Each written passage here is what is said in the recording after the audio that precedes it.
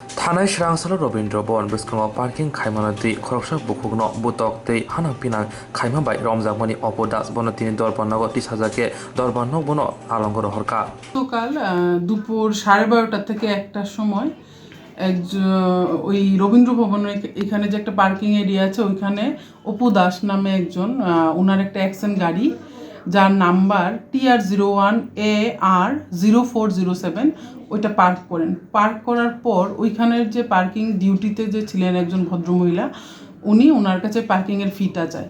ফি চাওয়ার পরেই উনি ওই অপু দাস ওনার সঙ্গে বাজে ব্যবহার শুরু করেন এবং বিশ্রী ভাষায় বাজে ভাষায় গালিগালাজ শুরু করেন এবং অ্যাগ্রেসিভ হয়ে ওনার পরার যে কাপড় চোপড় এইগুলোকে টেনে খোলার চেষ্টা করছিলেন এবং তৎক্ষণাৎ ওই ভিকটিম লেডি প্রচণ্ডভাবে চিৎকার শুরু করেন এবং ওনার চিৎকার চেঁচামেচি শুনে এই যে আশেপাশের লোকজন জড়ো হয় এবং মহিলাকে ওনার হাত থেকে রক্ষা করেন এবং পরবর্তী সময় অপু দাসকে ওয়েস্ট আগরতলা ওমেন পুলিশের কাছে হ্যান্ড ওভার করে দেন। এই ঘটনার পরিপ্রেক্ষিতে ওয়েস্ট আগরতলা ওমেন পিএস একটি কেস রেজিস্টার হয় যার number West Agartala women PS case number 69/2021।